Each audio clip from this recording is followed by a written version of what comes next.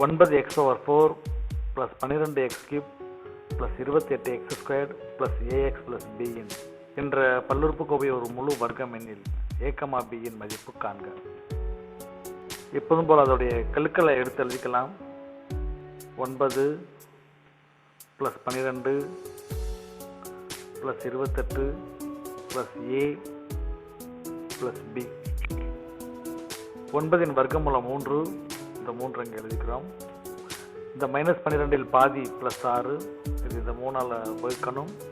கிடைக்கக்கூடிய ஆன்சர் +2. இந்த +2 இங்கே எழுதிக்கலாம். லாஸ்ட்டாக இருக்கக்கூடியது b உடைய வர்க்கமூலம் நம்ம கண்டுபிடிக்க முடியாது. அதனால் இதை நம்ம இப்போதைக்கு கொஸ்டின் மார்க்கில் வச்சுக்குவோம். லாஸ்ட்டாக இதோடைய மதிப்பை கண்டுபிடிச்சிக்கலாம். அப்படியே எழுதி குறிமாற்றக்கூடிய பகுதிகள் 9 எழுதி குறிமாற்றி கேன்சல் பண்ணிக்கலாம். அடுத்து இருக்கக்கூடிய +12 + 28 + 12 எழுதி குறிமாற்றி கேன்சல் பண்ணிக்கலாம். இந்த இடத்துல வரக்கூடியது இந்த +2 2 தடவை பெருக்கணும். 2 × 2 = 4. குறியை மாற்றி கழித்தால் 28 4 கழித்தால் 24. அடுத்து இருக்கக்கூடிய இந்த +a + b அப்படி எழுதிக்கலாம். அடுத்து இந்த சைடு எழுதக்கூடிய பகுதிகள் முதல் இந்த காலத்தில் 3, இங்கே +2, இங்கே அதே கொஸ்டின் மார்க். அடுத்து 2ஆல் பெருக்கி எழுதக்கூடிய பகுதிகள் இது 3 2ஆல் பெருக்கலாம். 2 6, இது 2 2 4. இதை அப்படியே எழுதிக்கலாம் 6. அடுத்து நம்ம கண்டுபிடிக்க வேண்டியது இந்த கொஸ்டின் மார்க் இருக்கக்கூடிய இந்த பகுதியில் என்ன எண் வரும் அப்படிங்கிறது தான். அதுக்காக நம்ம என்ன பண்ணுறோம்னா, இங்கே இருக்கக்கூடிய 24, இங்கே இருக்கக்கூடிய 6, இதில் முதல் எண் 24, இதில் முதல்ல இருக்க 26ஆல் நம்ம வகுக்க வேண்டும். 24 6ஆல் வகுத்தால் கிடைக்கக்கூடியது 4. இந்த 4 தான் நம்ம கொஸ்டின் மார்க் இடத்துல ஃபில் பண்ணுறோம். இங்கேயும் நம்ம 4 ஃபில் பண்ணிக்கலாம். இப்போ 4ஆல் இது 3ஐயும் பெருக்கி எழுதணும். 4 × 6 24.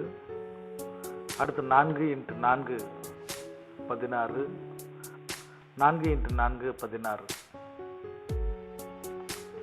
இப்போ குறியை மாற்றாமல் இங்கே ஆன்சரில் 0 போட்டுக்கலாம். இந்த இரண்டும் சமம். 24 = 24, a = 16, b = 16. எந்த விதமான குறியை நம்ம மாற்ற தேவையில்லை. இது ரெண்டும் அப்படியே ஈக்குவல். ஏன்னா கொடுக்கப்பட்ட பல்லுறுப்புக்கோவை ஒரு முழு வர்க்கம், அதனால் இது ரெண்டுமே ஈக்குவல்ங்கிறதுனால ஏயோடைய மதிப்பு 16, பியோட மதிப்பு 16 என்று அப்படியே எழுதிக்கலாம். a = 16, அதே போல் b = 16. 4x/4 - 12x³ + 37x² + bx + a என்ற பல்லுறுப்புக்கோவை ஒரு முழு வர்க்கம் எனில் a, b இன் மதிப்பு காண்க. கெழுக்களை எடுத்து எழுதுவோம். 4 - 12 + 37 + b + a.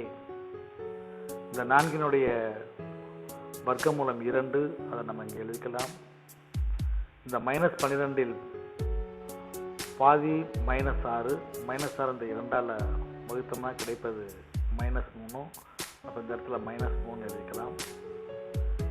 ஏயோடைய ரூட் கண்டுபிடிக்க முடியாது, அதனால் அந்த இடத்துல நம்ம இப்போதைக்கு கொஸ்டின் மார்க் வச்சுக்கலாம்.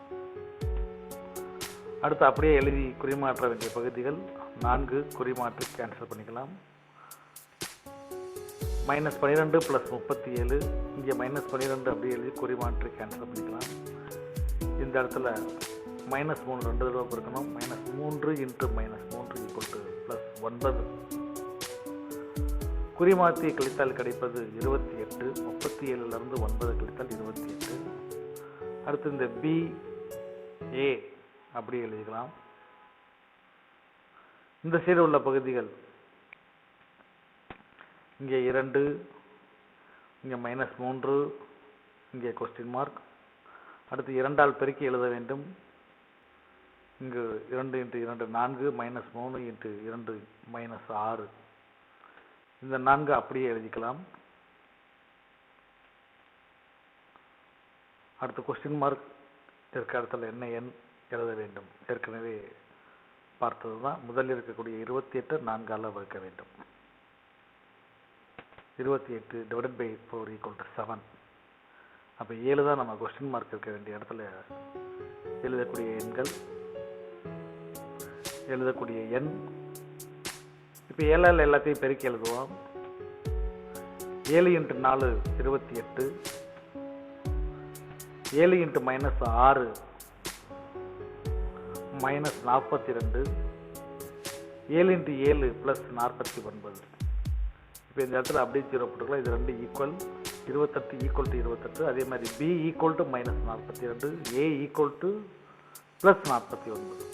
இப்போ பியோட மதிப்பு -42, ஏயோட மதிப்பு +49.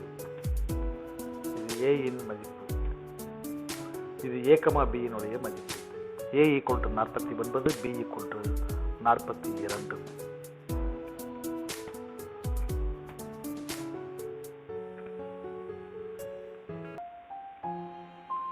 ax⁴ + bx³ + 361x² + 220x + 100 என்பது முழு வர்க்கமெனில் A, B யின் மதிப்பு காண்க. முதலில் கற்களை எடுத்து எழுத வேண்டும். இது AB இருக்கிறதுனால நம்ம திட்ட வடிவில் ரிவர்ஸ் ஆர்டரில் எழுதிக்கலாம். முதல்ல மாறிலி மதிப்பு 100, அடுத்து எக்ஸினுடைய கல் 220, x² கல் 361, x³ கல் B, x⁴ கல் A. இந்த 100னுடைய வர்க்கமூலம் 10, அதுக்கு எழுதிக்கலாம். 220 பாதி 110, 110 இந்த 10ஆல் டிவைட் பண்ணால் கிடைக்கக்கூடிய 11. அப்போ இங்கே 11 அடிக்கலாம். இந்த பியினுடைய மதிப்பு ஏயினுடைய வர்க்கமூலம் காண முடியாதனால கொஸ்டின் மார்க். அப்படியே எழுதக்கூடிய பகுதிகள் 100 மைனஸ் கேன்சல், 220 361 + 220 குறிய மாற்றி கேன்சல். இந்த இடத்துக்குள்ள வரக்கூடிய எண் இது 11 2 தடவை பெருக்கணும். 11 × 11 121 + 121 குறிய மாற்றி கழித்தால் கிடைப்பது 240 + B + A அப்படியே எழுதிக்கலாம். அடுத்து இந்த சைடு எழுதக்கூடிய பகுதிகள் இங்கே 10 + 11, இங்கே கொஸ்டின் மார்க். இங்கே 2ஆல் பெருக்கி எழுத வேண்டும். இங்கே அப்படியே எழுத வேண்டும் 20. 240 2ஆல் 20ஆல் வகுக்கிறோம் 12. 12 எங்கே எழுதிக்கலாம். 12ஆல் இந்த 3 எண்களையும் பெருக்கி எழுத வேண்டும். 12 × 20 240, 12 × 22 264, 12 × 12 144. அப்படியே இங்கே குறிமாத்தாமல் 0 போட்டுடலாம். இது ரெண்டும் சமம். பியினுடைய மதிப்பு 264, ஏயினுடைய மதிப்பு 144.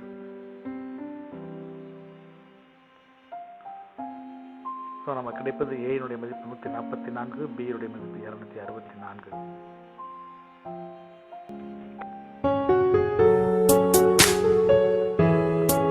(36x⁴ - 60x³ + 61x² - m x + n என்பது முழு வர்க்கம் எனில் m, n இன் மதிப்பு காண்க. கடுக்களை எடுத்து எழுதவும். 36 - 60 + 61 - m + n. 36 இன் வர்க்கமூலம் 6. இந்த -60 பாதி -30, இந்த -30 இந்த 6ஆல் டிவைட் பண்ணால் கிடைப்பது -5. அதை இங்கே எழுதிக்கலாம். எம்மினுடைய மதிப்பு வர்க்கமூலத்துக்கு போல கொஸ்டின் மார்க். அப்படியே எழுதக்கூடிய பகுதிகள் 36 மைனஸ் கேன்சல், -60 + 61, -60 குறிய மாற்றி கேன்சல் பண்ணிக்கலாம். இந்த இடத்துக்களுடைய வரக்கூடிய எண் இந்த 5 2 தடவை பெருக்கணும். 5 × 5 + 25, 61லிருந்து 25 கழித்தால் கிடைப்பது 36. அதுக்கடுத்து அப்படியே எழுதக்கூடிய பகுதிகள் -m + n. இங்கே 6 -5 கொஸ்டின் மார்க். இங்கே 2ஆல் பெருக்கி எழுத வேண்டும். 6 × 2 12, 5 -5 × 2 -10. இந்த 12 அப்படி எழுதிக்கலாம். கொஸ்டின் மார்க் கண்டுபிடிக்கிறதுக்கு இந்த 36 12ஆல் வகுக்கிறோம். கிடைப்பது 3 12 36 3. இப்போ கொஸ்டின் மார்க் இருக்கக்கூடிய இடத்துல நமக்கு எழுதக்கூடிய எண் 3. அடுத்து இந்த 3ஆல் 3 எண்களையும் பெருக்கி எழுதலாம். 3 × 12 36, 3 × 10 மைனஸ் 30, 3 × 3 9. இங்கே அப்படி 0 போட்டுடலாம். 36 ஈக்குவல் டு -36 0 போட்டுடலாம். 36 equal to 36, -m equal to -30. இங்கே கவனிக்க வேண்டியது -m ஈக்குவல் டு -30. இப்போ மைனஸ் மைனஸ் கேன்சல் ஆகுனா எம்மினுடைய மதிப்பு +30 தான் வரும், மைனஸ் கிடையாது. அதே போல் எண்ணினுடைய மதிப்பு உங்களுக்கு கன்ஃபியூஸ் வேண்டாம், யூஸ்வல் 9 தான். இங்கே மட்டும் கவனிச்சுங்க, -m equal to -30. Minus minus cancel ஆகியிருக்கனால எம்மினுடைய மதிப்பு 30, எண்ணினுடைய மதிப்பு 9.